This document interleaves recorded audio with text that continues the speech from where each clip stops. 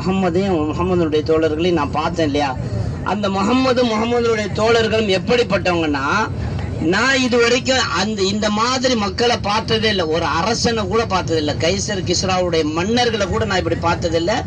அந்த அளவுக்கு முகம்மதை அவர்கள் கண்ணியப்படுத்துகிறார். அவரோட இருக்கக்கூடிய தோழர்கள் முகம்மதை அவ்வளவு கண்ணியமாக பார்க்குறாங்க. எந்த அளவுக்குன்னா, முகம்மது கை கால் கழுகுவாரானால், முகம்மது கை கால் கழுவுனா அது ஒது செய்யறது அவர் சொல்றாரு.